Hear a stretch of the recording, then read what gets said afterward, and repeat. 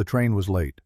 Eli Crane stood on the platform at Miller's Creek Station with his hat in one hand and a photograph in the other. The photograph was small, barely larger than a playing card, and he had carried it in his shirt pocket for 3 months. Long enough for the edges to soften. Long enough for the image to fade just slightly where his thumb had rubbed across it during sleepless nights when he wondered what kind of fool puts an advertisement in a newspaper looking for a wife. The kind of fool who buries his daughter and watches his wife walk away and spends 4 years talking to an empty house. That kind of fool. He looked at the photograph again. Margaret Lowe, dark hair pinned up neat, a high collar, eyes that looked directly at the camera with something he had read as courage. Maybe it was courage. Maybe it was desperation. He supposed there was not much difference between the two when you got down to it. July heat pressed against him like a living thing. The platform smelled of creosote and horse manure, and the faint metallic tang of the rails stretching east toward a world Eli had stopped caring about a long time ago. 2 other people waited near the ticket window. A rancher named Polk, who was expecting seed shipments, and an old woman Eli did not recognize clutching a carpet bag and fanning herself with a church bulletin. The train whistle cut through the afternoon. A low moan first, then sharper closer. Eli watched the black shape appear around the bend, trailing smoke against the pale sky like a wound leaking into clean cloth. His stomach tightened. He put his hat on, took it off again, realized he was behaving like a boy at his first dance and forced himself to stand still. The locomotive slowed with a long screech of iron on iron. Steam billowed across the platform hot and damp, turning the world white for a moment. When it cleared, the doors opened. Passengers stepped down. A drummer in a checked suit carrying sample cases. A young couple with a baby wrapped in a yellow blanket. 2 cattlemen who immediately headed for the saloon across the street. An old preacher with a Bible under his arm. No one who looked like the woman in the photograph. Eli waited. The conductor leaned out, checked his watch, called out something to the engineer. The platform emptied. The old woman with the carpet bag shuffled away. Polk loaded his seed bags onto a wagon and drove off without a word. Eli stood alone. Something cold settled in his chest. He had known this was possible. Doc Walsh had warned him. "You are putting your heart in an envelope and mailing it to a stranger," Doc had said. "Do not be surprised if it comes back empty." Eli had told Doc to mind his own business, but standing here now on an empty platform with a faded photograph in his hand, he felt every one of his 42 years pressing down on him like stones. He turned to leave. Then he heard it, a single footstep on the metal stairs of the last car, hesitant, almost silent, the kind of step a person makes when they are not sure they want to arrive. Eli turned back. A woman stood at the bottom of the steps. She was thin in a way that spoke of meals skipped rather than meals refused. Her dress was dark plain, a size too large, hanging from her shoulders like it belonged to someone else. Her hair was brown, pulled forward on the left side to cover part of her face. She held a small valise in both hands, pressed against her stomach, as though someone might try to take it from her. She did not look like the photograph. Not even close. The woman in the photograph had been poised and put together and looking straight ahead. This woman looked like she had not slept in a week, like she had spent the entire train ride watching the door of her compartment, like the ground under her feet might open up at any moment and she wanted to be ready to run. Her eyes found his. They were gray-green, the color of storm clouds gathering over the mountains before the rain comes. In those eyes Eli saw something he recognized. Not courage, not desperation. Fear. The deep kind.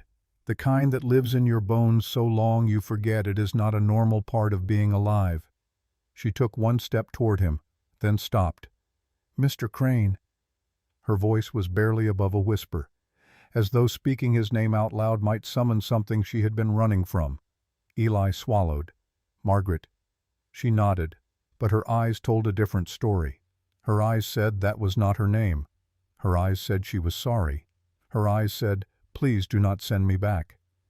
Eli did not know any of this yet, not consciously, but something in his gut, The same instinct that told him when a horse was about to bolt or a storm was about to break. That instinct said this woman was in trouble deeper than anything a mail-order bride advertisement could explain. He picked up her valise. She flinched when his hand came near hers. A small flinch quickly hidden, but Eli saw it. He had seen horses do the same thing. Horses that had been hit too many times. They flinch before the hand even gets close because they have learned that hands only bring pain. He stepped back, gave her room, kept his voice low and even the way he did with a spooked animal. "Wagon is over here. It is about 4 miles to the ranch. Road is rough, but the view is pretty." She followed him at a distance of exactly 3 steps, never closer.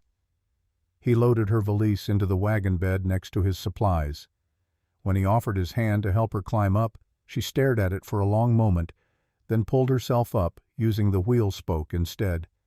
She sat on the far edge of the bench, as far from him as the seat allowed, her body angled slightly toward the outside, toward the open air, toward escape. They rode in silence for the first mile. The road wound through scrub oak and sage, climbing gradually toward the foothills where Eli's ranch sat in a valley fed by snowmelt creeks. The Sangre de Cristo Mountains rose in the distance, their peaks still white even in July. It was beautiful country, harsh but honest.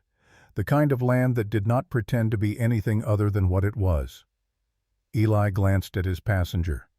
She was not looking at the mountains. She was looking behind them, watching the road they had come from. "Pretty country," Eli offered. She turned forward, nodded without seeing anything. Then she asked a question that made every hair on Eli's arm stand up. "Does anyone know I am coming here?" He looked at her. Her face was turned slightly away, that curtain of hair hiding whatever she did not want him to see. But her hands had tightened on the edge of the seat until her knuckles went white. "Doc Walsh knows," Eli said carefully. "He is the town doctor. Helped me write the advertisement. Other than that, no. I am not much for sharing my personal business." Something in her shoulders loosened, just barely, like a rope that had been pulled to breaking finally given an inch of slack. "Good," she said quietly. "That is good." They did not speak again until the ranch came into view. It was not much to look at, and Eli knew it. A cabin he had built with his own hands 12 years ago when he first staked the claim. A barn that leaned slightly to the east but held firm. A corral with 4 horses and a henhouse and a vegetable garden that had gone halfway to weeds because he could not bring himself to tend it the way Ruth used to. But the land was something. 160 acres of meadow and timber backed up against the mountains with a creek running through it that never went dry. On clear mornings you could see 50 miles in every direction. Eli had chosen this place because it felt like the edge of the world, a place where a man could disappear if he wanted to. He had not considered until this moment that a woman might want to disappear too. He helped her down from the wagon. This time she let his hand hover near her elbow without pulling away, though she did not take it. Progress, he supposed, measured in inches. Inside the cabin was clean. Eli had spent 3 days scrubbing it before her arrival. Swept the floors, washed the windows, put wildflowers in a jar on the kitchen table, and then felt ridiculous about it and threw them out and then picked new ones and put them back. The place smelled of pine soap and fresh air and something Eli could not name. Loneliness, maybe. 4 years of it baked into the walls. He showed her the kitchen, the sitting area, the small room at the back of the cabin. "This is yours," he said, opening the door. "I will sleep in the barn until you are settled, however long that takes. Nobody will bother you here." She stepped inside and looked around. The bed was narrow but had clean sheets, a washstand in the corner, a window facing west toward the mountains. Simple, spare, safe. She set her valise on the bed and turned to face him. For the first time she really looked at him, studied his face the way a person reads a contract, searching for the hidden clause, the trick, the catch. Why, she asked. Why what? Why would you sleep in the barn? This is your home. Because it is your room now, and a locked door between us is worth more than any promise I could make. She stared at him. Her mouth opened slightly as though she wanted to say something. Then it closed. She nodded once, turned away. Eli pulled the door shut and walked out of the cabin. He stood on the porch for a long time watching the sun drop behind the mountains. The sky turned gold, then copper, then the deep bruised purple that always made him think of Nell's favorite blanket.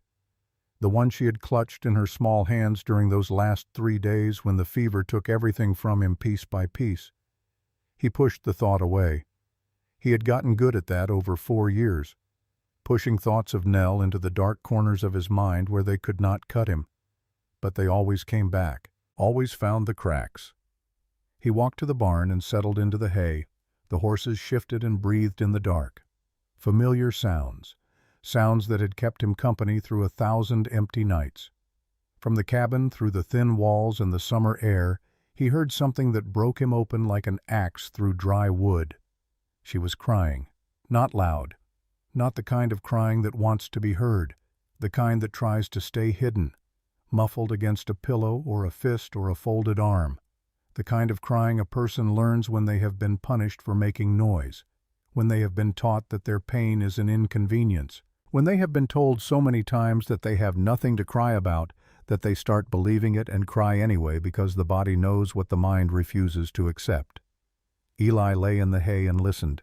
Every instinct told him to go to her, to knock on her door and tell her she was safe and whatever had happened to her was over now and she did not have to be afraid anymore.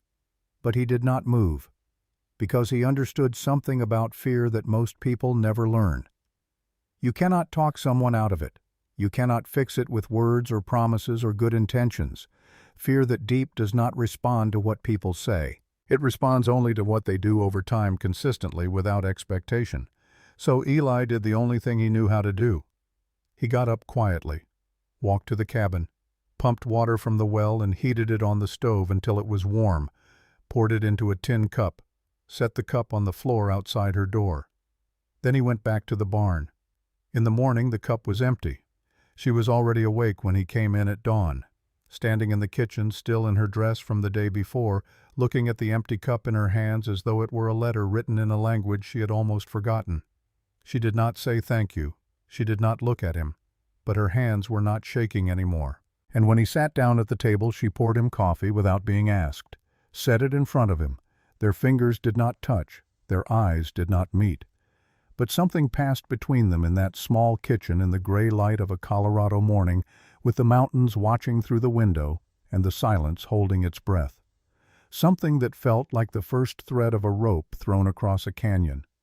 Thin, fragile, not strong enough to hold anything yet. But there. The first week moved like water over stones, slow and quiet, and wearing things smooth without anyone noticing. Clara, who was still Margaret to Eli, woke before dawn every morning. He knew this because he could hear her through the barn walls, the creak of the floorboards, the soft clank of the stove being opened, the pump handle groaning as she drew water. She moved through the cabin like someone who had trained herself to take up as little space as possible, like a woman who had learned that being noticed was dangerous. By the time Eli came in from the barn each morning, coffee was made, eggs were cooking, and Margaret was standing at the stove with her back to the door, always her back to the door, as though she needed to hear him come in before she could decide whether to turn around. He never entered without making noise first. A boot scuffed on the porch step, a cough, the scrape of his hat against the door frame, small sounds, deliberate, the language of a man who understood that silence could be a weapon in the wrong house. She noticed. He could tell because on the third morning she turned around before he was all the way through the door, turned around and looked at him and said, "Good morning," and the words came out almost steady. Almost. "Thank you," Eli said, sitting down to a plate of eggs and biscuits that were better than anything he had cooked in 4 years. "This is real good." She nodded, sat down across from him with her own plate, picked at the food the way a bird picks at seed, taking small, careful bites as though eating too much might be a punishable offense. Eli had seen that before too. Not in horses, in dogs. Dogs that had been starved and then fed and could not believe the food was really theirs and would not be taken away. He ate slowly to match her pace, did not comment on how little she took, did not push, just sat with her in the quiet kitchen while the sun climbed over the eastern ridge and filled the room with the kind of gold light that made even a rough cabin look like a painting. On the fourth day she asked if she could work in the garden. Eli looked up from the bridle he was mending. The garden had gone to ruin since Ruth left. Weeds had choked the tomatoes, the bean poles had fallen over.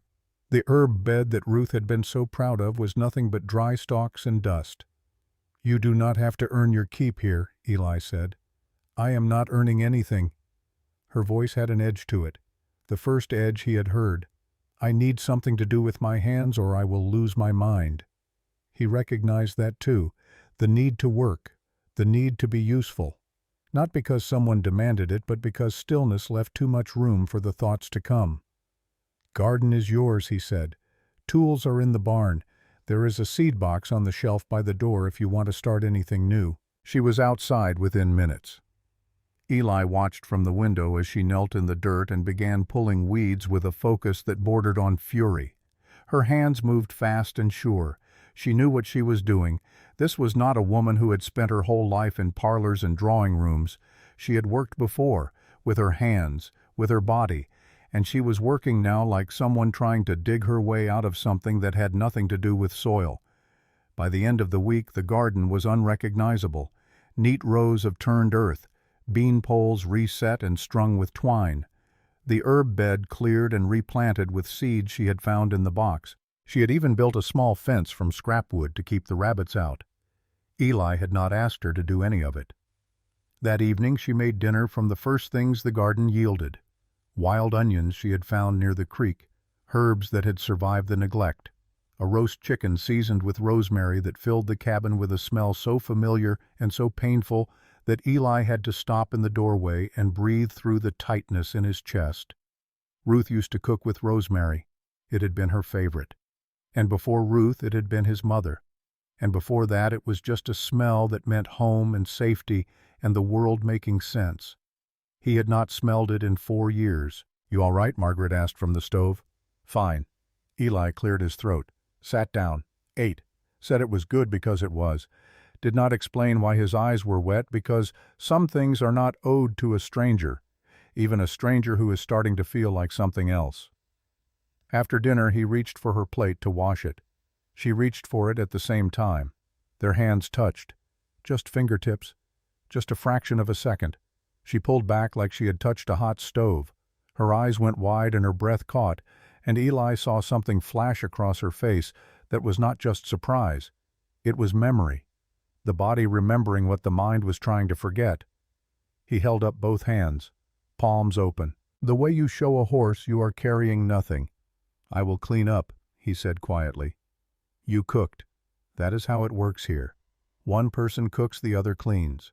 Fair is fair." She stared at his open hands. Her breathing slowed. The fear receded, but it did not leave. It never fully left. It just pulled back into the shadows like a wolf that knows it cannot be seen, but wants you to know it is still there. "That is not how it worked before," she said. And her voice was so flat and so empty that Eli understood she was not talking about dishwashing. She was talking about a house where nothing was fair and everything was earned, and the cost of a mistake was paid in blood and silence. "It works that way here," Eli said. He took the plates to the basin, washed them with his back to her so she could leave the room if she needed to, so she could cry if she needed to, so she could just sit at the table and breathe without feeling watched. He heard the chair creak as she sat back down, heard her exhale, a long, slow breath like something being released from a cage. Neither of them spoke again that night. But when Eli walked out to the barn, he found that she had left a cup of warm water on the porch railing for him. He stood there in the dark, holding it, and felt something crack inside his chest that he did not have a name for yet. On the 6th day, Eli came back from checking the fence line on the north pasture and found Margaret in the barn organizing his medicine box.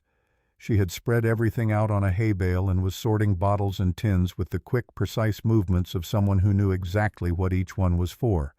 She looked up when she heard him, held up a brown bottle with a faded label. "This laudanum is expired," she said, "and your iodine is half water. Someone diluted it. She picked up a roll of bandage. "These are cut wrong. You have been wrapping wounds with strips too narrow to hold pressure." Eli leaned against the barn door. "How do you know all that?" She froze. The question hung in the air between them.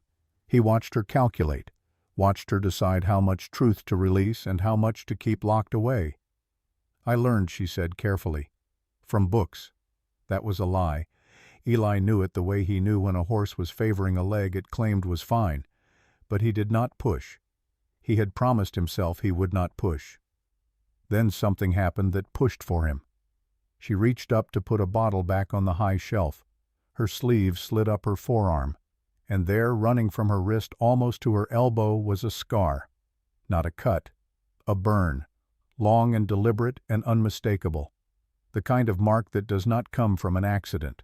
The kind of mark that comes from someone holding something hot against skin while someone else screams. Their eyes met. Hers went wide with the realization of what he had seen. She yanked her sleeve down so fast the fabric tore at the seam, her face drained of color. Neither of them spoke. The barn was silent except for the horses breathing and a wasp buzzing against the window glass. Eli held her gaze. He did not look away. He did not look at her arm. He looked at her eyes and made sure she could see that nothing in his face had changed. No pity, no horror, no curiosity that demanded satisfaction, just steady acknowledgement. "I see you. I see what was done to you. It does not change what I see." Margaret turned away first. Put the medicine box back together with hands that trembled just enough to rattle the bottles. Walked out of the barn without a word. That night Eli sat on the porch and thought about the things he knew and the things he suspected and the growing distance between the woman in the photograph and the woman sleeping in his cabin. Margaret Lowe had written him letters with neat handwriting and proper grammar and a dry humor that had made him smile for the first time in months. She had described herself as a seamstress from Boston with no family and a desire for a simpler life out west.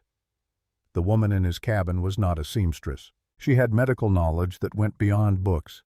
She had scars that told a story she was not ready to speak aloud. She flinched at sudden movements. She checked behind her on the road. She had asked if anyone knew she was coming. She was running, that much was certain, running from something or someone with enough power to make a woman cross the country under a false name and marry a stranger rather than be found. Eli looked at the photograph one more time. Then he folded it and put it in the drawer of the hall table and closed the drawer and knew he would not look at it again. Because the woman in the photograph did not exist, and the woman who did exist, whoever she really was, deserved more than to be compared to a fiction. The truth came faster than either of them expected. On the 8th day, Eli was in the barn shoeing his mare when he heard hoofbeats. Single rider, moving fast. He reached for the rifle he kept by the door and stepped outside. Joseph Deerfoot came over the ridge on his paint horse, riding hard enough to leave a dust trail that hung in the air like smoke. Joseph never rode that hard unless something was wrong. Eli walked out to meet him. Joseph pulled up and dismounted in one motion. His face was flat and unreadable the way it always was when he had bad news. Eli had known Joseph for 8 years, ever since the blizzard of '79, when Eli had found him half frozen in a snowdrift and dragged him to the cabin and sat up 3 nights keeping the fire burning until the fever broke. They did not owe each other anything after that. They just understood each other, which was better than debt and harder to repay. 2 men in town, Joseph said without greeting. City clothes, hard eyes. Been there since yesterday. Asking questions. What kind of questions? The kind that come with money attached. Joseph's dark eyes moved to the cabin. They are asking about a woman, not Margaret Lowe. The air went very still. What name? Eli asked. Clara Wren. Eli felt the ground shift under him. Not physically, but something in the architecture of the last 8 days rearranged itself. Every flinch, every averted gaze, every locked door and sleepless night and cup of warm water left in silence. All of it suddenly made a different kind of sense. They are offering $50 for information, Joseph continued, showing a photograph. A woman with dark hair and gray eyes. He paused. She looks different in the photograph. Healthier. But it is the same woman, Eli.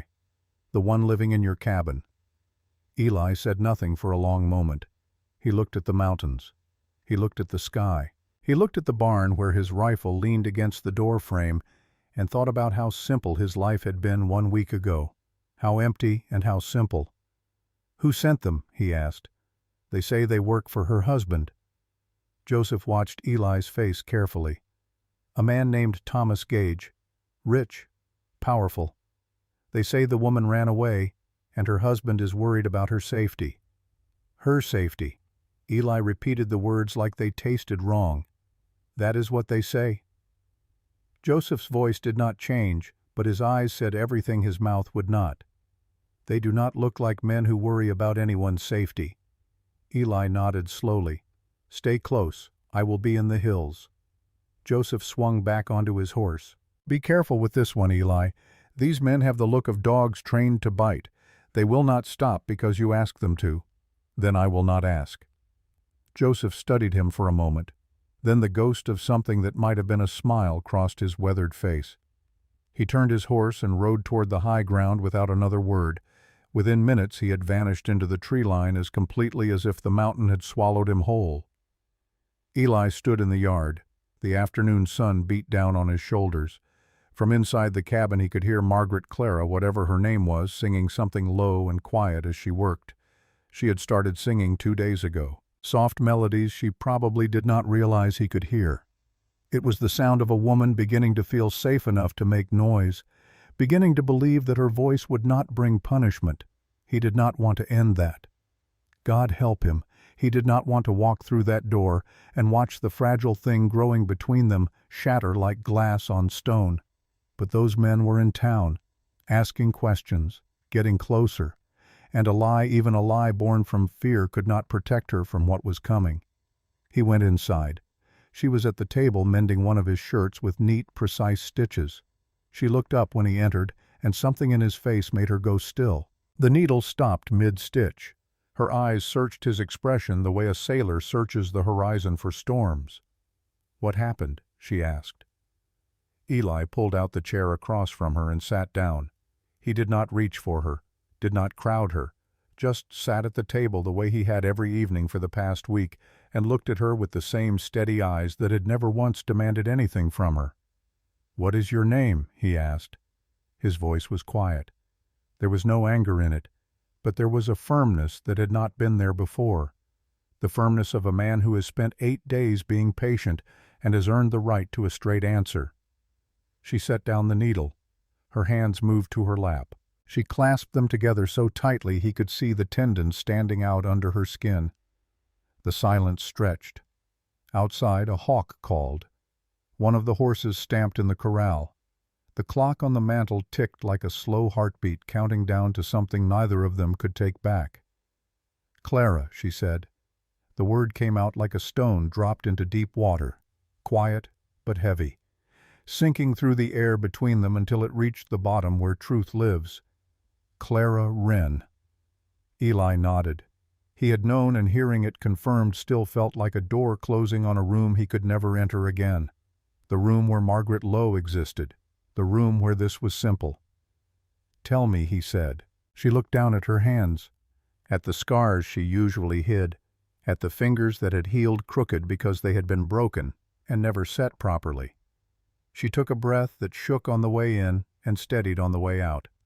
And she told him. Not everything, not yet, but enough. 5 years married to Thomas Gage. Textile factories, money, power. A house in Philadelphia where the curtains were always drawn and the servants knew not to come upstairs when they heard certain sounds. She told him about learning to be quiet, about learning to be small, about the night Thomas wrapped his hands around her throat and she saw in his eyes that this time he intended to finish it. She told him about running. No plan, no luggage. Just a train heading west and a newspaper advertisement folded in her pocket from a man in Colorado looking for a wife. A man who signed his letters with simple, honest words that made her believe against everything she knew about men that maybe one of them was different. "I used a false name," she said. "I lied to you in every letter I wrote." She finally looked up. "If you want me to leave, I understand. I had no right to bring this to your door." The kitchen was very quiet. The last of the afternoon light came through the window and fell across the table between them, turning the rough wood gold. Eli leaned forward, not close enough to touch her, just close enough to make sure she heard every word. "You have been here 8 days," he said. "In that time you have fed me, cleaned a house, I let go to ruin, brought my garden back from the dead, and not once, not one single time did you ask me for anything." He paused. "I do not care what name you used. I care that you are here, and someone hurt you, and 2 men are in town right now looking for you." Clara's face went white. Her whole body tensed like a wire pulled to snapping. "They found me," she whispered. "They found a name." Eli's voice was steady. "They have not found you, and they will not. Not while you are on my land. You do not know what Thomas is capable of." "No, but I know what I am capable of. And I know that in 8 days you have not asked a single person for help. So I am not waiting for you to ask. I am telling you." He held her gaze. "You are safe here, Clara. Whatever your name is, wherever you came from, whatever you are running from, you are safe in this house. That is not a promise based on who you pretended to be. It is based on who you are." Clara stared at him, and for the first time since she had stepped off that train, the mask cracked. Not all the way, just a fracture, just enough for him to see the exhaustion underneath. The relief, the terrible, desperate hope of a woman who had stopped believing that words like safe meant anything at all and was now sitting across from a man who made her want to believe again. She did not cry. She was too tired to cry, too wrung out from years of swallowing everything until there was nothing left to swallow. Instead, she said very quietly, "You should sleep inside tonight. The barn is cold and you have done nothing wrong." Eli looked at her for a long moment. Then he nodded. He slept on the floor of the sitting room that night with a blanket and his rifle within reach. Through the thin wall he heard Clara moving in her room, the creak of the bed, the rustle of fabric, then the soft sound of a drawer opening. She was checking something she kept in her valise. He had seen her do it before, always when she thought he was not watching. Opening the valise just wide enough to touch whatever was inside, then closing it again, quickly, guiltily, like a person checking that a weapon is still loaded. Eli stared at the ceiling in the dark and listened to the woman in the next room protect a secret he was not yet meant to know, and he made himself a promise. He would not ask. He would not search.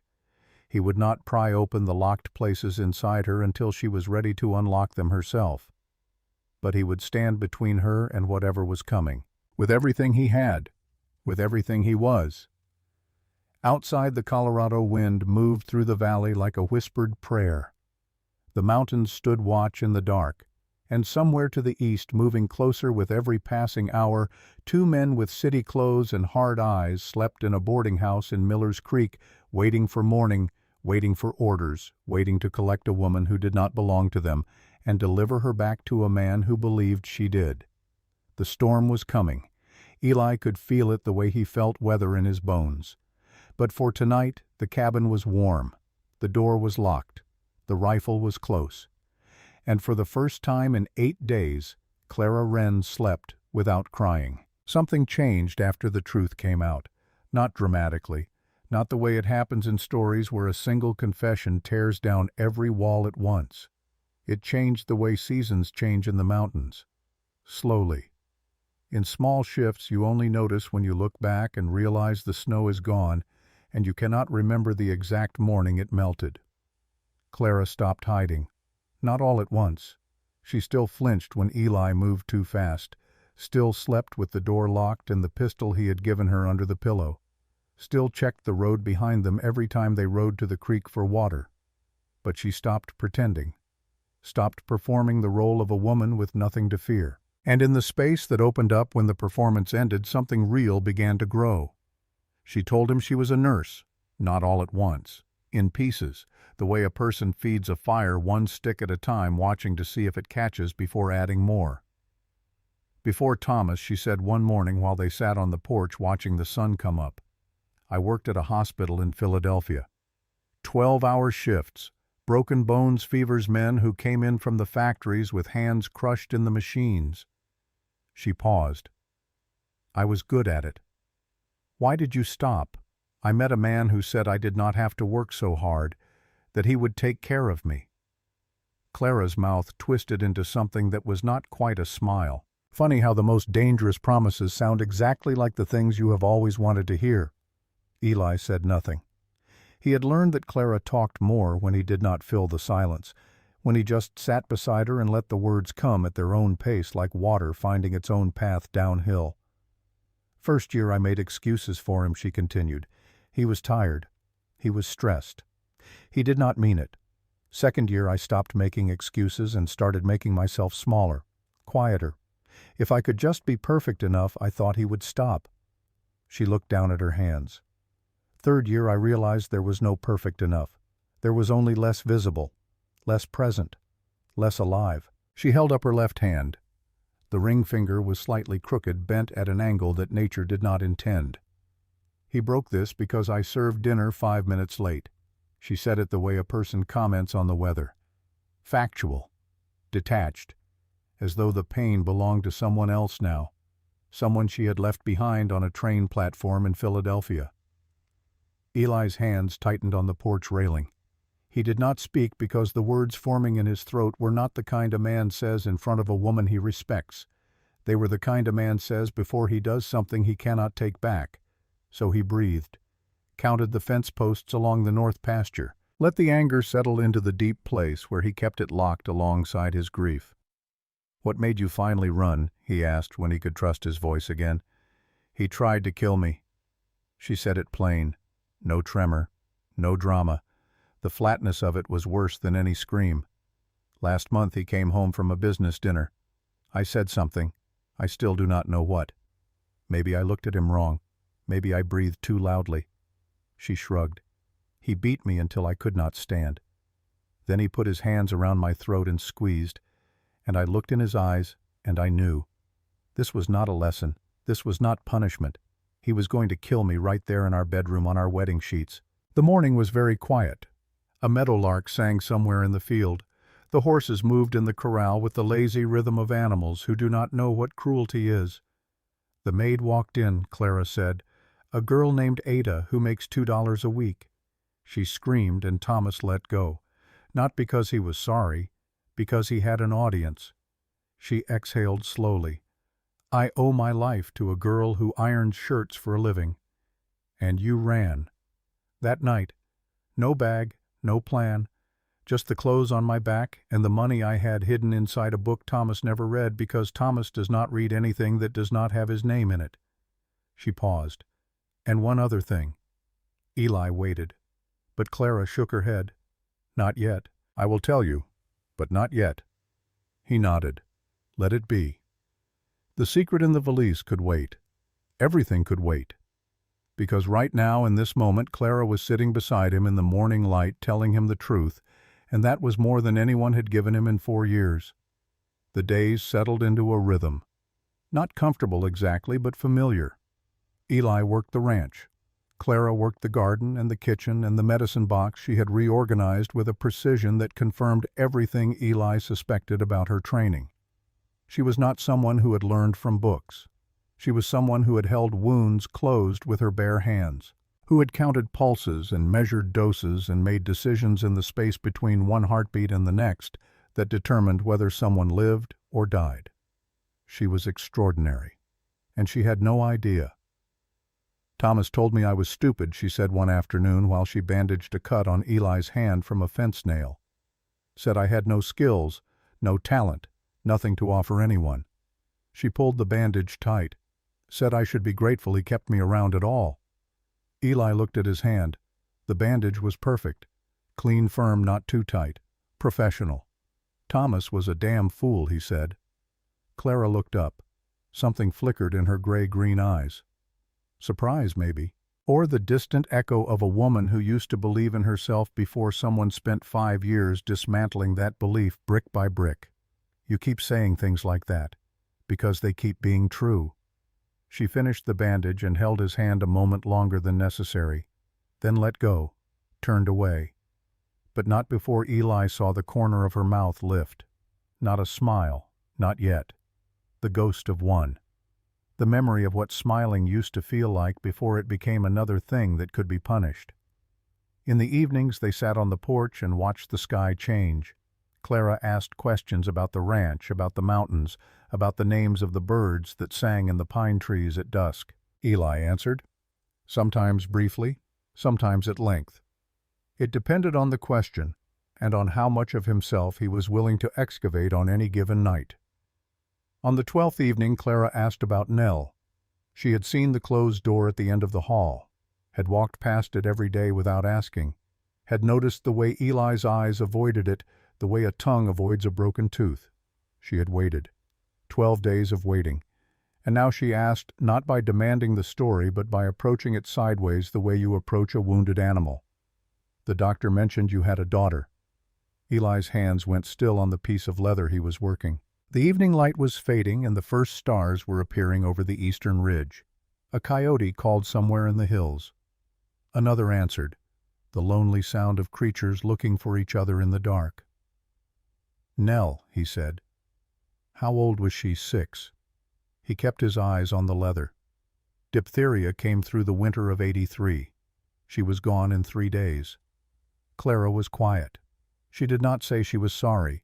She did not offer comfort or platitudes or any of the useless things people say when they are confronted with a grief too large for language. She just sat beside him and let the silence hold what words could not. After a long time she asked, what was she like? Eli's face changed, not softened exactly, opened, like a door that had been locked so long the hinges had rusted and suddenly someone had found the key. Stubborn, he said. Lord, she was stubborn. Used to follow me everywhere, out to the barn, out to the fields. Had to be right beside me every minute or she would holler loud enough to scare the horses. He paused, and something that might have been a smile crossed his lips and disappeared so fast Clara almost missed it. She wanted to train horses, said she was going to have the biggest ranch in Colorado, bigger than mine.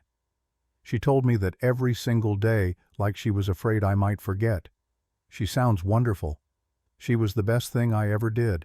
His voice caught on the last word, held there like a fish on a hook. He breathed through it. Let it pass. She was the best part of me, Clara. And when she died, that part died too. Or I thought it did. And your wife Ruth left 6 months after the funeral. Said she could not live in a house full of ghosts. He shrugged, but the motion carried the weight of something enormous. Maybe she was right. I kept Nell's room exactly the way it was. Her shoes by the door, her drawings on the wall, her bear on the pillow. Ruth said I was holding on to a ghost, said I needed to let go or she would leave. And you could not let go. Number. Eli looked at his hands. I could not let go. Silence again, but not empty this time. Full. Heavy with the things that two people carry when they have both lost something essential and found in each other the first person who does not try to fix it or explain it away or tell them it will get better with time. Clara reached over and touched his arm, just her fingertips on his sleeve, light as a leaf falling.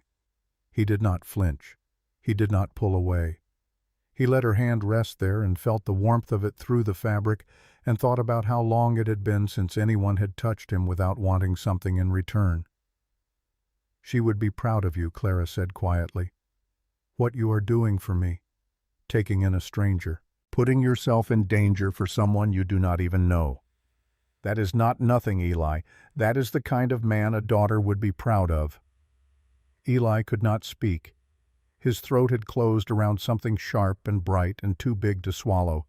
He stared at the mountains and blinked hard and breathed through his nose until the pressure behind his eyes eased enough for words. I used to write to her, he said, after she was gone. Every week I would sit at that table and write her a letter, tell her about my day, about the horses, about the weather. He shook his head. Doc Walsh said it was grief. Ruth said it was madness. Maybe they were both right. Clara's hand tightened on his arm, just slightly, just enough. "It is not madness," she said. "It is love. Love does not stop just because the person is gone. It has to go somewhere. And if a letter is where it goes, then that is where it goes. There is nothing crazy about that." Eli turned to look at her. Really looked. And for the first time he saw past the bruises that were still fading, and the fear that still lived behind her eyes, and the careful armor she wore every waking moment. He saw the woman underneath, the nurse who held dying men's hands, the daughter who had lost her father too young, the wife who had survived 5 years of hell and come out the other side not broken, but bent in ways that matched his own bends, as though they were two pieces of metal that had been shaped by different fires but somehow ended up fitting together. "How did I find you?" he asked. His voice was rough, almost a whisper. "You did not find me," Clara said. "I answered an advertisement. There was nothing magical about it. That is not what I mean." She looked at him. The evening had deepened around them, and her face was half in shadow and half in the last amber light of the day, and her eyes held something he had not seen there before. Not fear, not gratitude, something warmer, something more dangerous. "I know what you mean," she said softly. They sat there, neither moving, the space between them charged with the electricity of a thing unnamed and unspoken. Clara's hand still on his arm, his heart beating so hard he was certain she could feel it through the leather of his sleeve. Then Clara pulled her hand away, slowly, like it cost her something. "We should stop," she said, "before we become something we are not ready to be." "Yeah." Eli cleared his throat. "Yeah, you are right." But neither of them stood up. Neither of them went inside. They sat on that porch as the stars multiplied above them, and the coyotes sang their broken songs in the hills, and the night settled over the ranch like a blanket pulled up to the chin of a sleeping child. "I am not ready," Clara said into the dark. "I do not know if I ever will be. 5 years with Thomas. 5 years of being told that love is just another word for ownership. I do not know how to separate the two anymore." Eli nodded. He understood. He understood because he had his own version of the same wound. 4 years of convincing himself that caring about someone was just another way to guarantee losing them. "I know," he said. "But if I were ready—" Clara's voice dropped to barely a breath. "If I were ready, it would be with someone who saw me. Not what I could give them. Not what they could take. Just me." "I see you," Eli said, and his voice cracked on the word "see," like a branch breaking under too much snow. "I see you, Clara." Silence, the kind that holds its breath. Then Clara whispered, "No one has seen me in a very long time." They did not touch again that night, did not need to. Something had passed between them on that porch that went deeper than skin. A recognition, a covenant made not in words, but in the quiet understanding that two people who have been broken by the world can sit together in the dark and not be afraid of the pieces. Eli went inside eventually, lay on the floor of the sitting room with his rifle and his blanket and his thoughts. Through the wall he heard Clara moving, the creak of the bed, the soft thud of her boots being set on the floor, then something new, something he had not heard before. She was humming, low and quiet and almost tuneless, the kind of humming a person does without thinking, the kind that means the body has decided, even if the mind has not caught up yet, that this place is safe enough for music. Eli closed his eyes and listened, and for the first time in 4 years he fell asleep without dreaming of his daughter's grave. Outside, the Colorado night turned slowly toward morning. The stars wheeled overhead in their ancient patterns. The creek whispered over stones on its way to somewhere lower, and on the road that led east toward Miller's Creek, nothing moved. But that would not last, because in a boarding house at the edge of town, 2 men with city clothes and hard eyes were composing a telegram to a man in Philadelphia. A man with silver hair and cold blue eyes and a leather journal missing from his study and a fury burning in his chest like a coal that would not go out. The telegram was short. "Found her. awaiting instructions. The instructions, when they came, would change everything. The man arrived in Miller's Creek on a Tuesday afternoon, and he did not look like trouble. That was what made him dangerous. His name was Virgil Slade. He wore a charcoal vest over a white shirt with the sleeves rolled to the elbows. His boots were polished but not new. His hat was the kind a working man might wear if that working man happened to earn his living in ways that never left calluses on his hands. He carried no visible weapon, which meant he carried at least two that nobody could see. He checked into the boarding house, paid for a week in advance, tipped the widow who ran the place a silver dollar, and asked if she might recommend a quiet spot for afternoon tea. Tea, not whiskey. The widow, a woman named Mrs. Hargrove, who had survived 2 husbands and a cholera outbreak and had opinions about everything, told Doc Walsh that evening that the new guest was the most polite man she had met in 20 years. That worried Doc Walsh more than anything. Polite men with city clothes and silver dollars did not come to Miller's Creek for the mountain air. They came because someone with money had sent them. And the only person with that kind of money who had any interest in this forgotten little town was a man named Thomas Gage. Doc Walsh rode out to the ranch the next morning. Eli was splitting wood behind the barn. Clara was in the garden, kneeling in the dirt with her hands deep in the soil, planting something she would not live to harvest if things went the way Doc feared. "We need to talk," Doc said. Eli set down the axe, wiped his forehead with the back of his hand, looked at the old doctor's face and felt the familiar tightening in his gut that always preceded bad news. They sat on the porch. Clara brought coffee without being asked and sat down beside Eli. She did not go inside. She did not pretend she was not part of whatever was coming. That was new. 3 weeks ago she would have disappeared into the cabin at the first sign of a visitor. Now she sat in the open air with her chin up and her hands steady on her coffee cup and waited.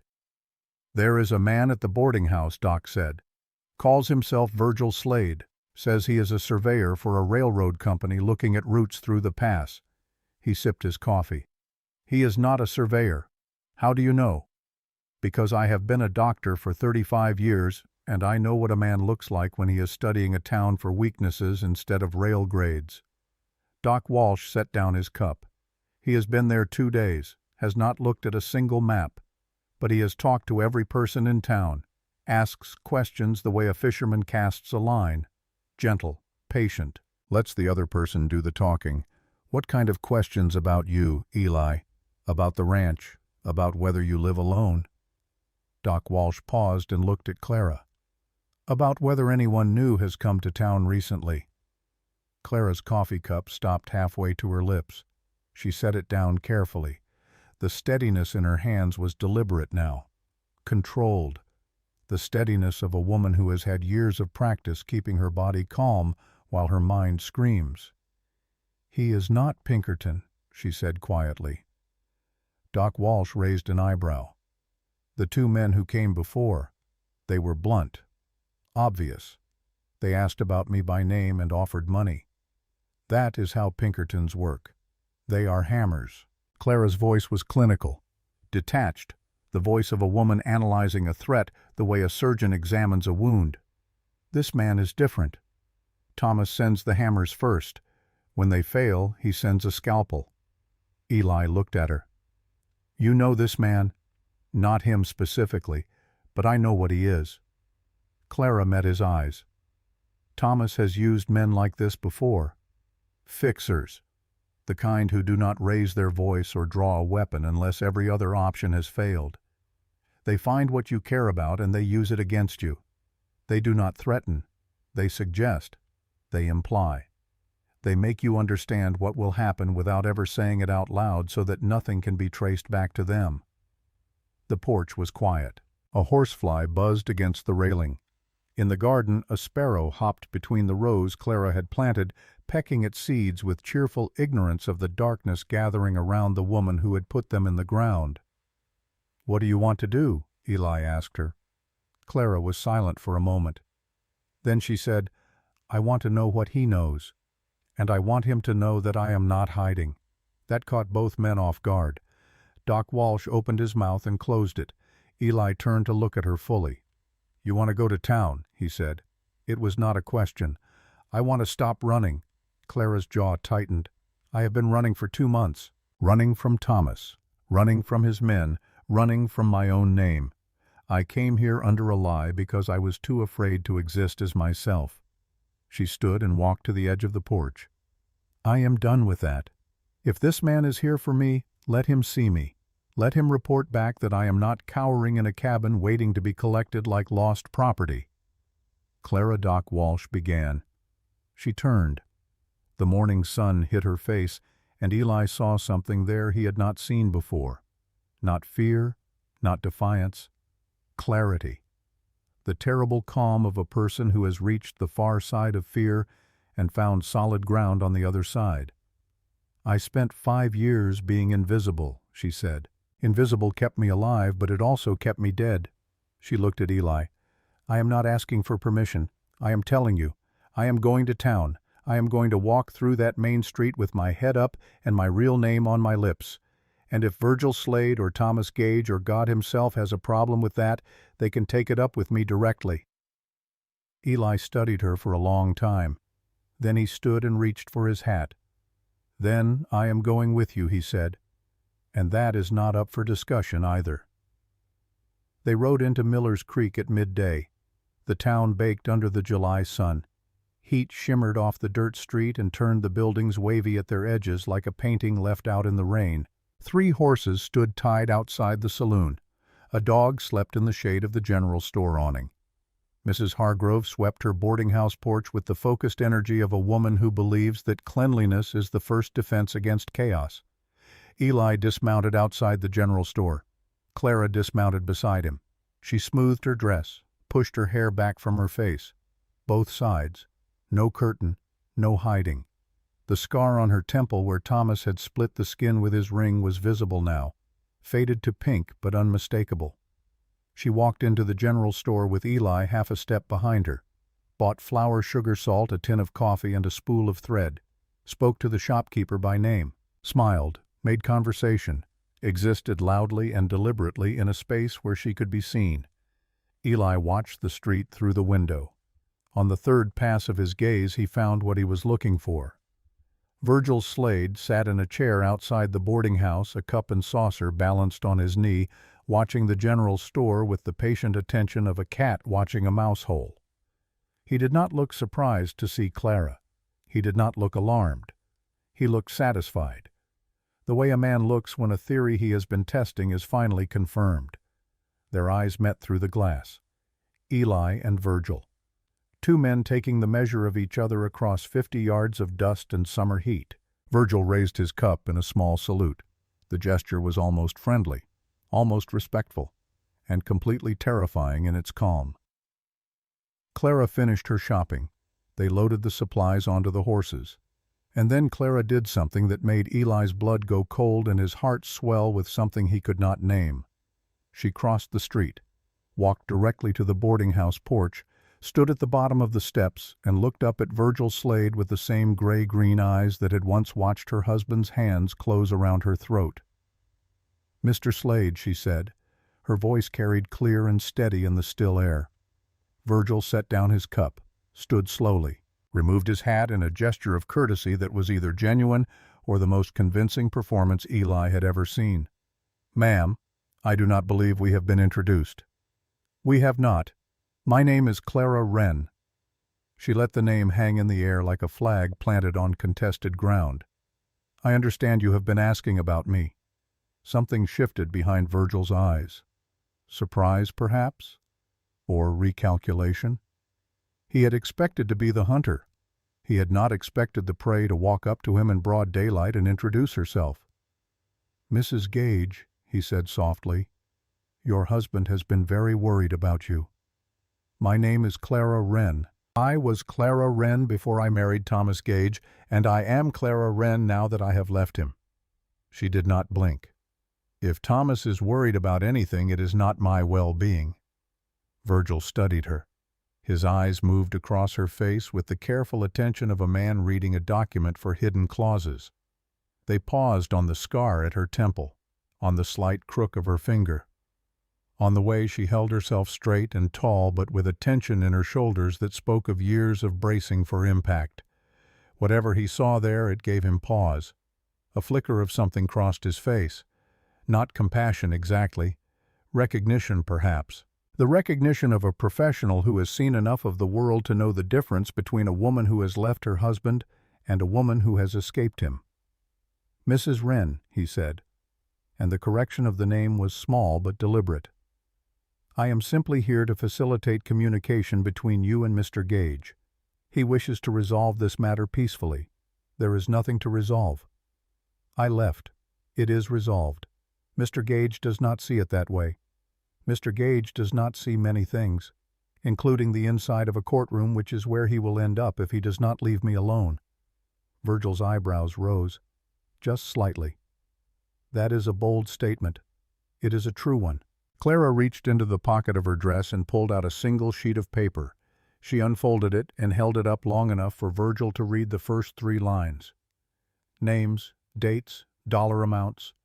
Then she folded it again and put it back in her pocket. Virgil went very still. "I have more," Clara said. "Much more. And not just financial records." She held his gaze. "Tell Thomas I am not the woman he married. That woman was too afraid to speak. This one is not." Silence. The dog outside the general store shifted in its sleep. A horse stamped. Somewhere inside the boarding house a clock ticked. Virgil put his hat back on. Slowly, deliberately. "I will deliver your message, Mrs. Wren." He paused. "But I should tell you in the interest of fairness that Thomas Gage is not a man who responds well to threats." "Neither am I." Virgil looked at her for a long moment, then passed her to Eli, who stood by the horses with his hand resting on the stock of his rifle, with the easy confidence of a man who knew how to use it, and the quiet hope that he would not have to. "You have interesting friends," Virgil said. "I have good ones. There is a difference." Another pause. Then Virgil nodded, a small motion, almost imperceptible. And in that nod, Eli saw something unexpected. Not surrender, not retreat, but acknowledgement. The professional respect of a man who has underestimated his opponent and is honest enough to admit it. "Good day, Mrs. Wren. I expect we will speak again. I expect we will." Clara turned and walked back across the street, her back straight, her head high.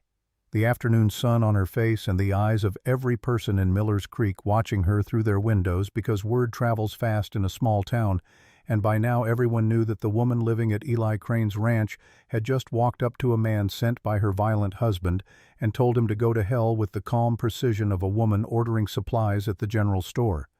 She reached Eli. He saw that her hands were shaking. Not much. Just a tremor that she hid by gripping the saddle horn as she mounted up. Her face was pale beneath the sunburn she had acquired working in the garden, but her eyes were clear. "Let us go home," she said. They rode in silence for the first 2 miles.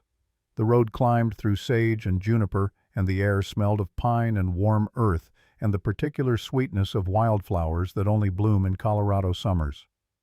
The mountains watched them from every direction, indifferent, ancient, making no promises and telling no lies.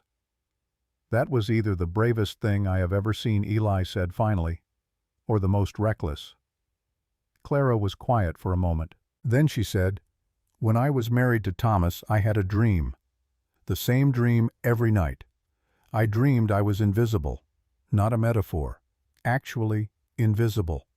I could walk through rooms and no one saw me. I could scream and no one heard. I could stand directly in front of Thomas and he would look straight through me as though I did not exist." She turned to look at Eli. The wind caught her hair and pushed it back from her face, and the scar at her temple caught the light. "When I woke up from that dream, I realized it was almost true. I had made myself invisible to survive, small and quiet and forgettable. The less Thomas noticed me, the less he hurt me. So I disappeared. For 5 years I erased myself one piece at a time until there was almost nothing left." Her voice did not crack, did not waver, but something in it deepened, settled into a register that Eli felt in his chest rather than heard with his ears. "If I do not stop being invisible," Clara said, then Thomas has already won. Even if he never touches me again, even if he rots in prison, he wins. Because the woman he created, the ghost who was too afraid to take up space in the world, that woman is still his. She shook her head. I will not be his anymore. Not even in my own mind. Eli understood then.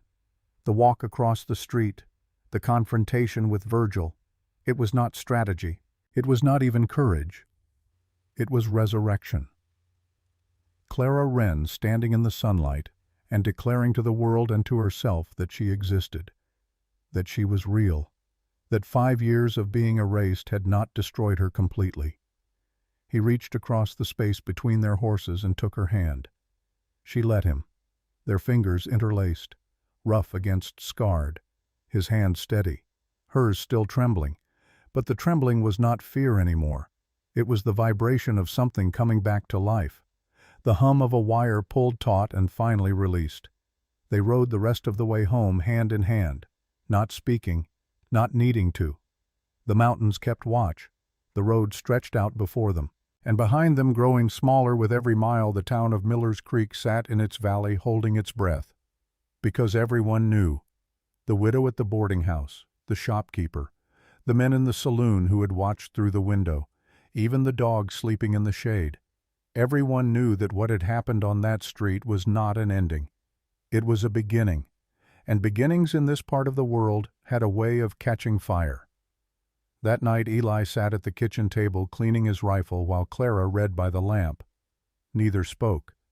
The silence between them had changed again. It was no longer the careful silence of strangers or the heavy silence of secrets. It was the working silence of two people who have agreed without words to face the same direction and deal with whatever comes. Clara closed her book, looked at him across the table. He will come himself, she said. Thomas. When Virgil tells him what happened today, Thomas will not send more men. He will come. Eli slid the bolt back into the rifle, tested the action, smooth and clean. I know, he said. He does not fight fair. Neither do I. Not anymore. Clara studied his face in the lamplight, the lines around his eyes, the gray at his temples, the jaw set like stone. She saw a man who had lost everything and kept going, a man who talked to his dead daughter every week because love does not care about logic, a man who had taken in a stranger with a false name and a stolen secret and asked for nothing in return except the truth. I need to tell you something, she said, about what is in my valise. Eli set down the rifle, gave her his full attention. The lamp flickered between them, casting shadows that moved across the walls like restless ghosts. Clara stood and went to her room, came back carrying the small leather valise she had clutched to her stomach the day she stepped off the train. She set it on the table, opened it, reached inside and pulled out a small book bound in dark leather. The kind of book a man might use to keep accounts. Private accounts, the kind he would not want anyone else to see. She set it on the table between them. This is Thomas's journal, she said. I took it the night I ran. I did not know what it was at first. I just grabbed it because it was in his desk, and he always kept that desk locked, and I thought anything he locked away might be worth having. She opened it. Pages filled with neat handwriting, columns of numbers, names, dates. It is a record of every bribe he has ever paid, every judge he owns, every politician in his pocket, 20 years of corruption laid out in his own hand. Eli looked at the journal, then at Clara. But that is not the worst of it, Clara said, and for the first time since she had told him her real name, her voice shook. She turned to a page near the middle, pointed to an entry dated 10 years prior. Thomas had a wife before me. Her name was Eleanor. She died from a fall down the stairs. That is what the death certificate says. She pushed the journal toward him. Read it, she said. Eli read. The entry was short, clinical, written in the same careful hand as the financial records. But the words were not about money. They were about a woman named Eleanor who had threatened to leave, who had found out about the bribes and the corruption and had told Thomas she would go to the authorities. And Thomas had solved the problem the way Thomas solved every problem. Directly. Permanently. and then he had paid the coroner $400 to write accident on the death certificate. Eli closed the journal. His hands were steady, but his blood was not. Something hot and dark moved through him. The kind of anger that does not burn fast and loud, but slow and deep, like a coal buried in ash that can smolder for days before it catches. "He killed her," Eli said, "and paid to make it disappear." Clara's voice was barely above a whisper. "That is why he is coming, Eli. Not for me. Not because he loves me or wants me back. He is coming for this book. Because if this gets out, he does not just lose his money and his power. He goes to prison for murder." She closed the valise, looked at him with those storm-gray eyes, and said the thing that changed everything. "I am not just a runaway wife," she said. "I am a witness. And Thomas Gage does not leave witnesses alive." The lamp guttered. The shadows on the walls leaned in closer. And outside, somewhere on the road between Denver and Miller's Creek, a telegram was making its way to a man with silver hair and cold blue eyes who had just learned that his wife was not hiding anymore. She was fighting, and he was coming to finish it. Thomas Gage arrived on a Sunday morning.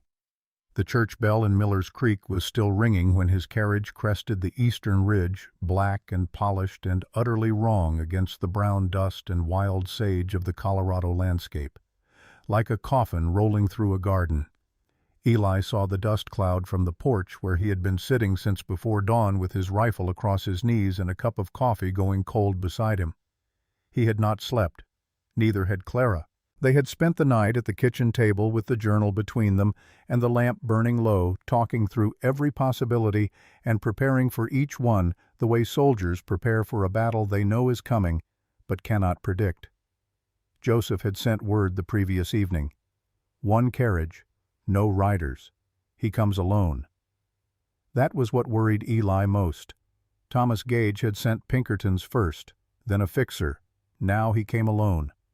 A man like Thomas did not travel without protection unless he believed he did not need it, unless he had a weapon more dangerous than guns. Clara stepped onto the porch. She wore a clean dress and her hair was pulled back and her face was pale but composed. She looked like a woman walking into a courtroom, prepared. Armored in the only way she knew how, not with steel, but with stillness. She carried the journal in the pocket of her dress.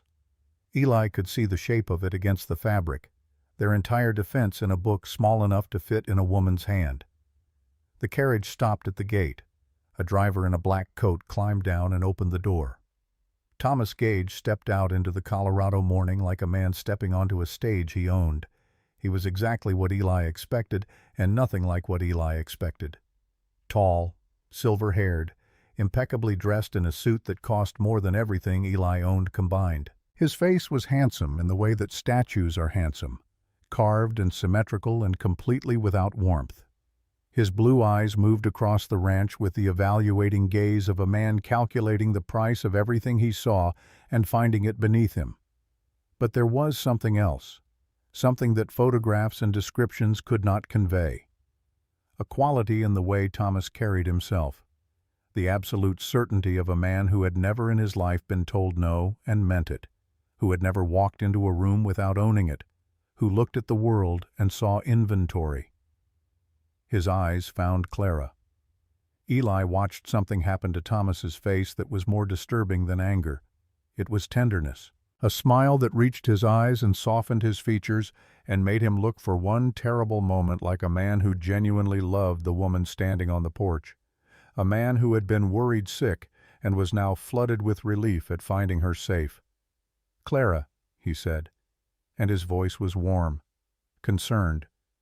The voice of a husband arriving to bring his wife home from a difficult journey. "Thank God. I have been so worried about you." Clara did not move, did not speak, but Eli saw her hand drift to her pocket where the journal sat. She pressed her palm flat against it like a soldier touching a loaded weapon, making sure it was still there. Thomas walked toward the porch. Eli stood. The rifle did not rise, but his hand settled on it in a way that made its presence clear. "That is close enough," Eli said. Thomas stopped. His warm expression did not change, but his eyes shifted to Eli and something behind them recalculated, the way a chess player reassesses the board when a piece moves unexpectedly. "You must be Mr. Crane."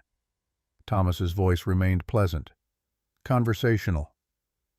"I want to thank you for taking care of my wife.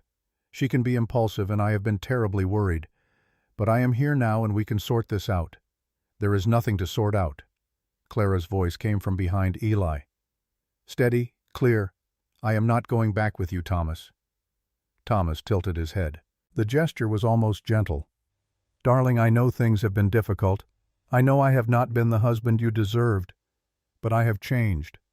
I have had time to reflect, and I want to make things right." He reached into his coat. Eli's hand tightened on the rifle. Thomas noticed and smiled reassuringly. "Just paper, Mr. Crane." He pulled out a folded document and held it up. "I came to give Clara what she wants." He unfolded the paper and extended it toward the porch. Clara did not take it. Eli did not move. The paper hung in the air between them like a white flag that nobody trusted. "Divorce papers," Thomas said. "Already signed. My attorneys drew them up last week. Full dissolution. No contest. Clara gets her freedom. Her name everything she has asked for." Silence. A magpie chattered in the pine tree beside the barn. One of the horses blew air through its nostrils. The church bell in Miller's Creek had stopped ringing, and the world was very still. Clara stared at the paper. Eli could see the conflict moving across her face like weather across the mountains. 5 years. 5 years of prayers and plans and desperate fantasies about the day she would finally be free. And here it was, held out to her by the hand that had broken her fingers and blackened her eyes and wrapped around her throat in their marriage bed. She did not take it. "What do you want in return?" she asked. Thomas's smile widened. "Direct as always. That is one of the things I always admired about you." He lowered the paper. He stopped pretending it was a gift. "There is a journal, a small leather book that went missing from my study the night you left. I would like it back." The air on the porch changed, became heavier, charged with the static of a truth finally spoken aloud. "That is all," Thomas continued. "The journal for the papers, a simple exchange. You get your freedom, I get my property. Everyone walks away satisfied." Clara's hand pressed harder against her pocket. Eli watched her face and saw the war behind her eyes. The journal was her only protection, the only thing standing between her and a man who had killed before and would kill again. Giving it back meant giving up every piece of leverage she had. But the divorce papers were real. Eli could see the legal stamps from where he stood, the signatures, the seals. This was not a trick document. It was the genuine article. Clara's freedom written in ink and legalese and waiting for her hand. The silence stretched. Thomas waited with the patience of a man who had closed 1,000 deals and knew that silence was the most powerful pressure a negotiator could apply. He did not fidget, did not push, just stood in the morning sun holding a piece of paper that represented everything Clara had wanted since the first night Thomas drew blood. Clara looked at Eli. He looked back. He did not tell her what to do, did not shake his head or nod or give any signal at all. This was her decision, her life. Her freedom weighed against her safety, and he would not put his thumb on that scale no matter how badly he wanted to. She turned back to Thomas. "No," she said. Thomas blinked. For the first time since he had stepped out of the carriage, his composure cracked. Just a fissure, a hairline fracture in the marble facade. But Eli saw it and knew that underneath the cultured voice and the tailored suit and the generous offer something ugly was straining at the leash. "I beg your pardon, I said no." Clara stepped forward, past Eli, onto the top step of the porch. She stood above Thomas now, looking down at him, and the symbolism of the position was not lost on anyone present. "I do not want your divorce papers. Not like this. Not as a transaction." Thomas's jaw tightened. "Clara, be reasonable. I am being reasonable for the first time in 5 years." Her voice did not rise, did not shake. It settled into a register that was lower and steadier than Eli had ever heard from her. The voice of a woman who had made her decision and crossed a line she would not cross back over. "I am not trading the journal for papers, Thomas, and I am not trading it for money or promises or anything else you have to offer." "Then what do you want?" "Nothing from you." Clara reached into her pocket and pulled out the journal, held it up so Thomas could see it. The small leather book that contained 20 years of corruption and bribery and the confession of a murder written in the hand of the man who committed it.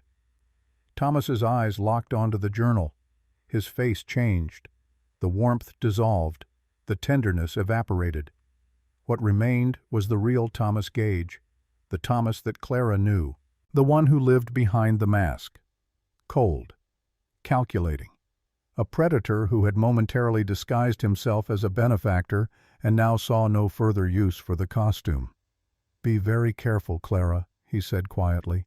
His voice had dropped, lost its polish. What lay beneath was something that made the hair on Eli's neck rise. "You do not know what you are playing with. I know exactly what I am playing with." Clara opened the journal to the page about Eleanor. She did not read it aloud. She did not need to. She held it up and watched Thomas's face and saw the moment he understood that she knew everything. Thomas went gray, not pale, gray. The color of ash after a fire has consumed everything worth burning. His lips pressed together until they disappeared. His hands, which had been relaxed at his sides, curled into fists so tight that the leather of his gloves creaked. "Where did you send copies?" he asked. His voice was barely a whisper. Clara did not answer. "Where did you send them, Clara?" She closed the journal, put it back in her pocket, looked at him with the calm of a woman who has nothing left to lose and has discovered that emptiness is its own kind of armor. "I did not come here to negotiate with you, Thomas. I came here to tell you how this ends." She descended the porch steps, one at a time, each step deliberate, each step bringing her closer to the man who had terrorized her for 5 years. She stopped 3 feet from him, close enough to see the vein pulsing in his temple, close enough to smell his cologne, the same cologne that had haunted her nightmares for months. "You are going to leave," she said. "You are going to go back to Philadelphia. You are going to sign divorce papers on my terms, not yours. And you are never going to contact me again, not through lawyers, not through Pinkertons, not through men like Virgil Slade. And if I refuse, then I send everything in this journal to every newspaper in the country." Clara's voice dropped to a whisper that somehow carried more weight than a shout. "Not just the bribes, not just the corruption. Eleanor." Thomas flinched. It was small, a twitch at the corner of his eye. A man who had spent his entire life controlling every muscle in his face betrayed by a single involuntary spasm at the sound of a dead woman's name. "She begged you to stop," Clara said, before she fell. "She called your name. You wrote about it, Thomas, in your own handwriting, on page 47, between a bribe to Senator Caldwell and a payment to the Philadelphia coroner." Thomas stared at her, and Eli, watching from the porch, saw something he had not expected. Not rage, not calculation, fear, real fear. The fear of a man who has built his entire life on the certainty that his secrets are buried deep enough to never surface, and is now watching them clawed up into the light by the woman he thought he had broken beyond repair. "You are bluffing," Thomas said, but his voice shook. "Am I?" Clara tilted her head. The same gesture Thomas had used minutes earlier turned back on him like a mirror. "You taught me many things during our marriage, Thomas. How to read a room, how to anticipate what a man wants, how to plan for the worst and smile through the pain." She paused. "But you made one mistake. You assumed I was too stupid to use what I learned." Silence. The morning sun climbed higher. The shadows shortened. The mountains watched without comment. Thomas looked at Clara, then at Eli on the porch with his rifle, then at the empty hills where he could not see Joseph, but could perhaps sense that he was not as alone out here as he appeared to be. He looked back at Clara, and for the first time in their entire marriage, Thomas Gage saw his wife. Not the quiet woman who flinched when he raised his hand, not the obedient partner who thanked him for corrections and apologized for breathing too loudly. He saw Clara Wren, the nurse, the survivor, the woman who had crawled out of his shadow and stood now in the Colorado sun with his ruin in her pocket and not a trace of mercy in her eyes. "This is not over," he said. "Yes, it is. You just have not accepted it yet." Thomas turned without another word, walked to his carriage. The driver opened the door. Thomas paused with one foot on the step. He did not look back. "You will regret this," he said to the air. "I regret 6 years of my life," Clara replied. "This will not even make the list." The carriage door closed. The driver climbed up. The horses turned. And Thomas Gage rode away from the ranch in the same black carriage that had brought him trailing dust behind him like a dark comet burning out on its way to nowhere. Clara stood in the yard and watched until the carriage was gone. Then her knees buckled. Eli was off the porch and beside her before she hit the ground. He caught her, held her, felt her entire body shaking against his like a tree in a windstorm that has held fast through the worst of it and is only now discovering how close it came to breaking. "Did that just happen?" she whispered.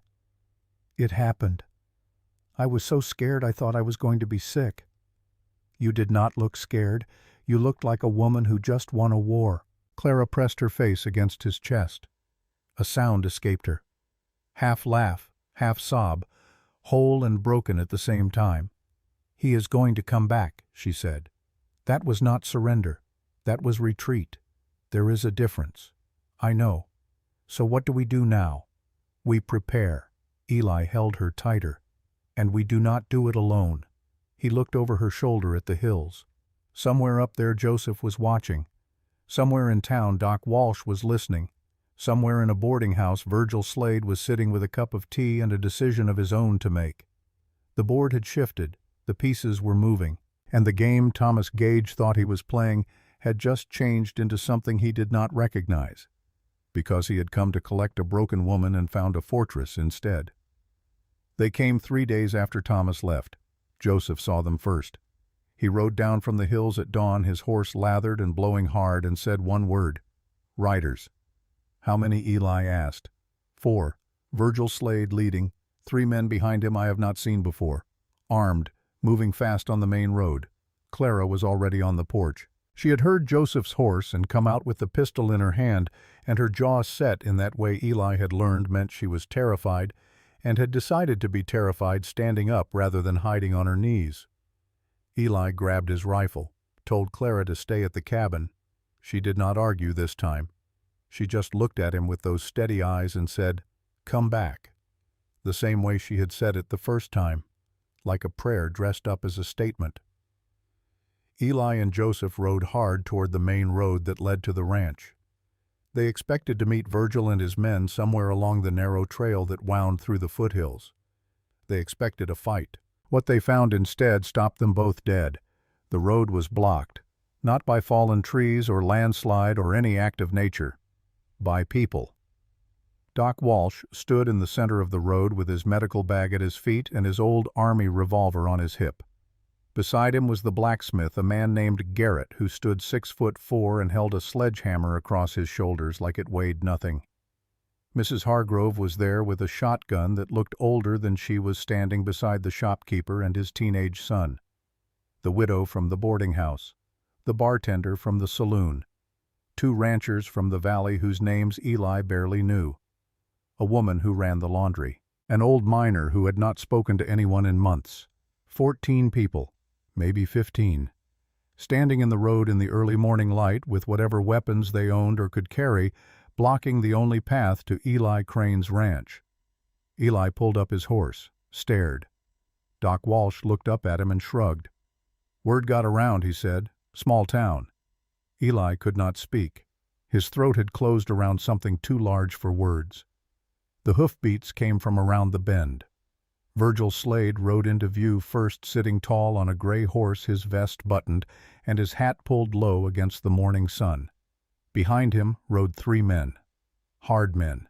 The kind who carried their guns low and loose and did not bother with holster straps because speed mattered more than safety. Virgil saw the blockade and raised his hand. His men stopped.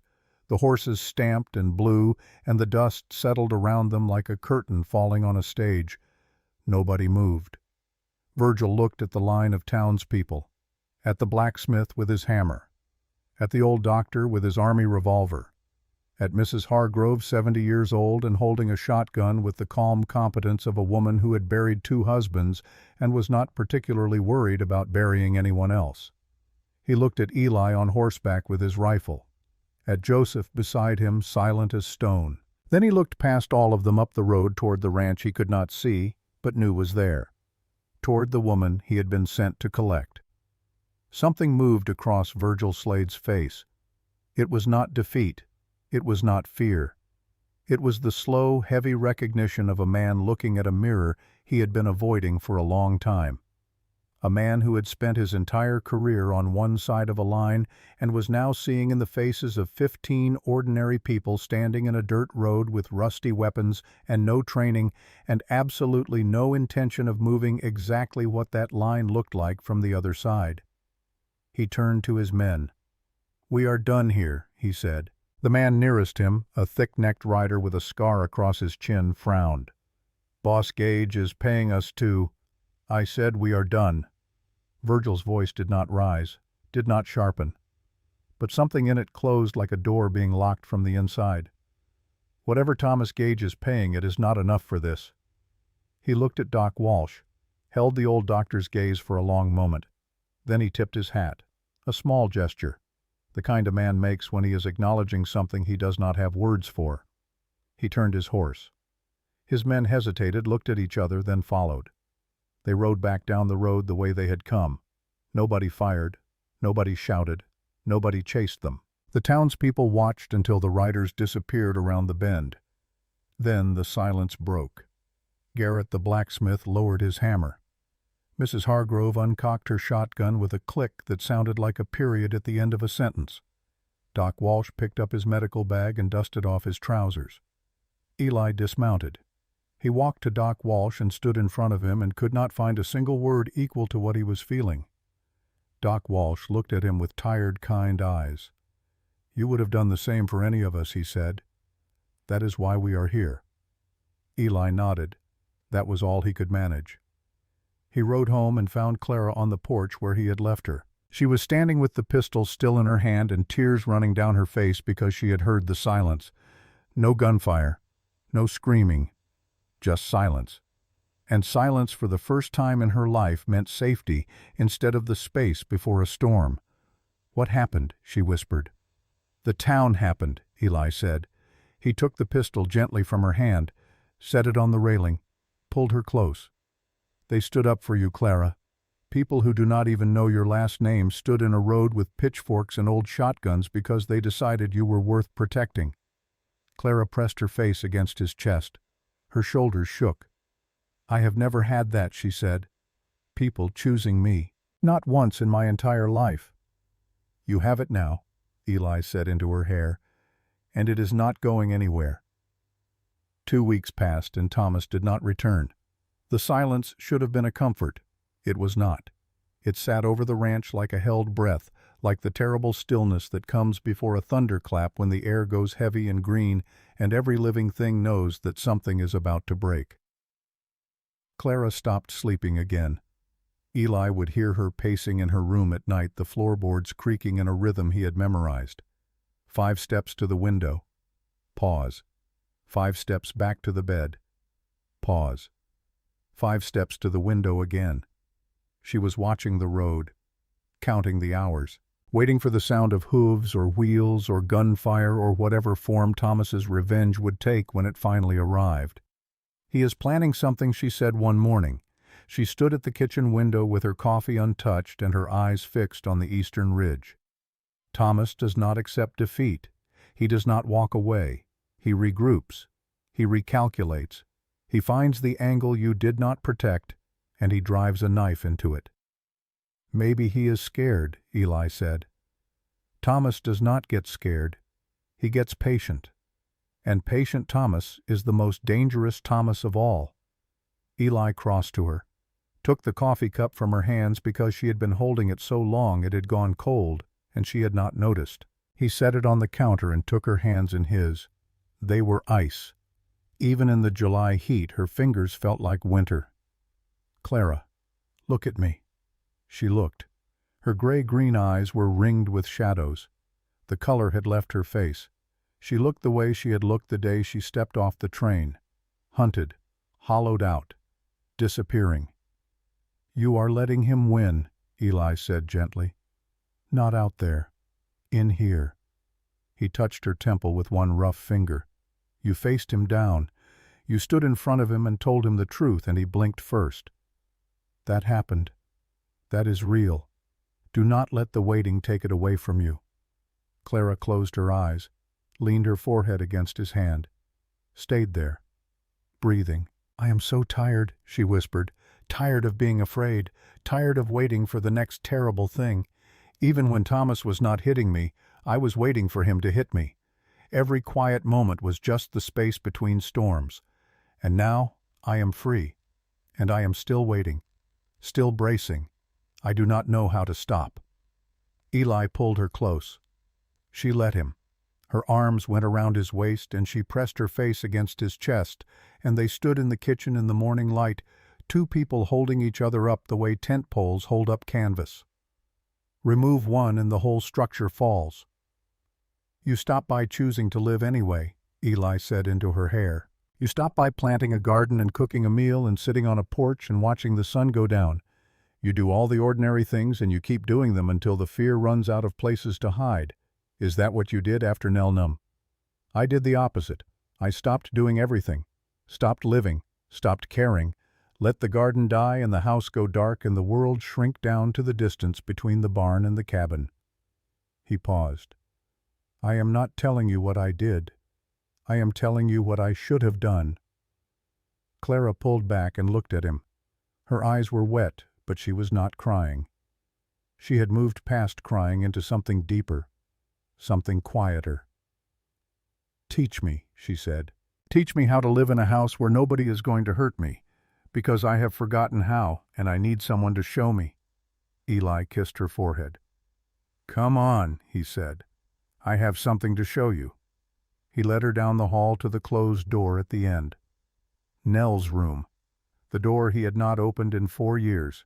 The door Clara had entered once with his permission and never spoken of again. He stood in front of it, his hand on the knob, his heart hammering so hard he could hear it in his ears. "I have been keeping this room as a grave," he said, "keeping everything exactly the way it was because I thought if I changed anything I would lose her forever. Her shoes, her drawings, her bear on the pillow. I thought they were all I had left." He turned the knob. The door opened. The room was small and sun-filled and perfectly preserved. A child's room frozen in time. Dust motes floated in the light from the window. The little shoes sat by the door. The crayon drawings of horses covered the wall. The stuffed bear waited on the pillow with button eyes and matted fur and infinite patience. "But she is not in these things," Eli said. His voice cracked, and he let it crack and did not try to seal it back together. "She is not in the shoes or the drawings or the bear. She is in me, in the way I talk to horses because she loved them, in the way I checked the fence line every morning because she used to ride with me, in the way I put sugar in my coffee because she said it was too bitter and I never went back." He turned to Clara. His eyes were red, his jaw trembled, but he stood straight. "I have been holding on to a room when I should have been holding on to a life." He swallowed hard. "So I am going to open this door, and I am going to let the air in, and it is going to hurt like nothing has ever hurt. But I am going to do it because a woman I care about told me that love does not stop just because the person is gone. It has to go somewhere, and I am done sending it to a locked room." Clara's hand found his. She did not squeeze, did not pull, just held, present, steady, a witness to the most private grief a man can carry. Eli walked into the room, picked up the bear from the pillow, held it to his chest, breathed in the smell of dust and old fabric and the faintest ghost of something that might have been his daughter's hair. He stood there for a long time. Clara stood beside him. Neither spoke. The room held them both in its small, sad light, and asked nothing and gave nothing, and simply existed the way grief exists, taking up exactly as much space as you let it. Then Eli set the bear back on the pillow, gently, the way you set down something precious when you are not abandoning it but releasing it. He walked to the window and opened it. Fresh air flooded in. Mountain air, clean and sharp and alive. It moved through the room like a hand smoothing a wrinkled sheet, touching everything, changing, nothing making it new simply by being present. "There," Eli said. His voice was rough but whole. "That is how you start." 3 days later the letter came. Joseph brought it, riding hard, his face set in the flat expression that Eli had learned to read as urgency disguised as calm. From the telegraph office in Denver, Joseph said, handing over the folded paper. The operator sent it by rider. Said it was important. Eli read it on the porch with Clara beside him. The message was not addressed to them. It was addressed to Thomas Gage, care of his attorneys in Philadelphia. Intercepted apparently by someone in Denver who thought Eli should see it first. The message was short. Federal investigation concluded. Arrest warrant issued for Thomas Gage. Charges include bribery of public officials, fraud, and suspicion of murder in the death of Eleanor Gage. U.S. Marshals to execute warrant August 20th. Clara read it twice, 3 times. Her lips moved silently over the words as though testing them for traps. "I do not understand," she said. "I never sent the journal to anyone. I bluffed him. The copies I told him about do not exist." Eli read the message again, looked at the date. August 20th was 2 days away. "Someone else," he said slowly. "Someone else brought him down. But who I am, the only one with the journal, the only one who knows about Eleanor." Eli thought about Virgil Slade, about the man who had sat on the boarding house porch with his cup of tea and his polished boots and his careful questions, about the way Virgil had looked at Clara's scar, about the small nod of acknowledgement he had given her before she walked away. A man who had spent his career on the wrong side of the law, but who had looked at a woman with a crooked finger and a burn scar and seen something that made him reconsider which side he was standing on. "Maybe you were not the only witness," Eli said. "Maybe you just needed to be the first one brave enough to stop being invisible." Clara stared at the paper. Her hands did not shake. Her face did not crumble. She sat very still on the porch of a ranch in Colorado and absorbed the news that the man who had terrorized her for 5 years was about to lose everything. Not because of a gun or a fight or a dramatic confrontation, but because a quiet act of courage had set something in motion that could not be stopped. "It does not feel the way I thought it would," she said. "What did you think it would feel like? Bigger, louder, like an explosion? Instead, it just feels quiet, like setting down something heavy that I have been carrying so long I forgot my arms were tired." Eli took her hand. "That is what freedom feels like," he said. "It is not fireworks. It is just the absence of weight." Clara leaned against his shoulder. The afternoon sun moved across the porch in its slow golden arc. The horses stood in the corral with their heads down, dozing. A red-tailed hawk circled above the north pasture, riding the thermals in lazy spirals. The world continued, ordinary and extraordinary at the same time. "What happens now?" Clara asked. "Whatever we want." She lifted her head, looked at him. Those gray-green eyes that had once held nothing but fear now held something else entirely.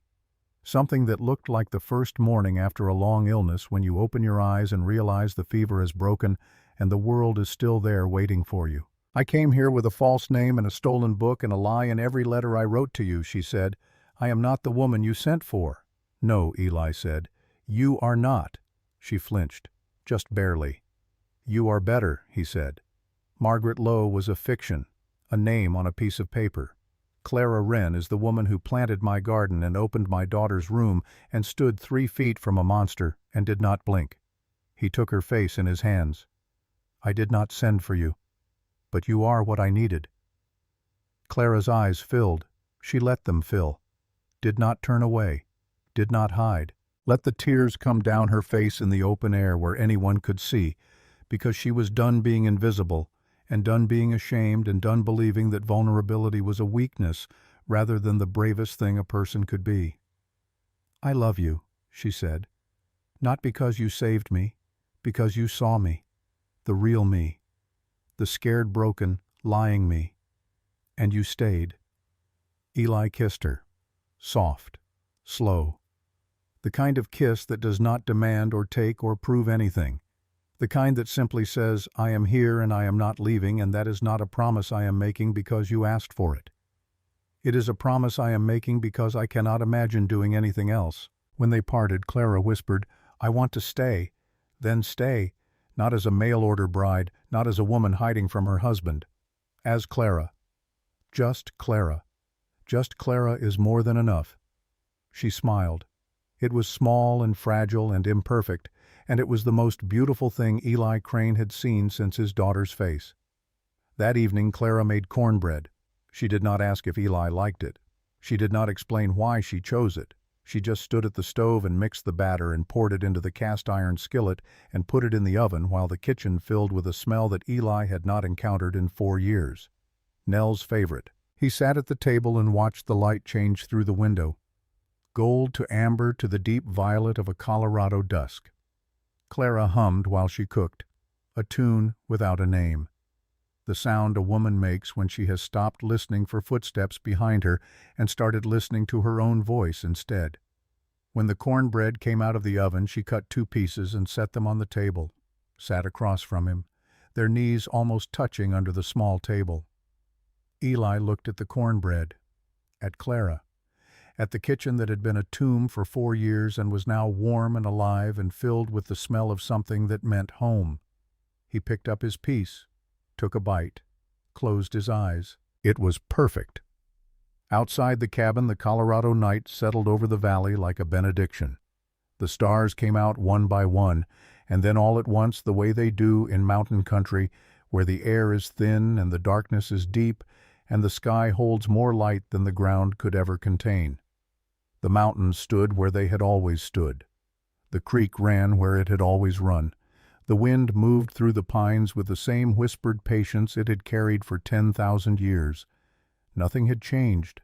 Everything had changed. There are letters that cross continents and never reach the person they were meant for. There are words that travel thousands of miles only to arrive at the wrong door. And then once in a great while there is a woman who steps off a train in a forgotten town with a false name and a stolen secret, and a heart so badly broken she has forgotten it still beats. And she finds a man who has been writing letters to a ghost because he did not know who else to send his love to. And together in a cabin at the edge of the world they discover that home is not a place you find. It is a person you choose. And choosing is the bravest thing either of them has ever done.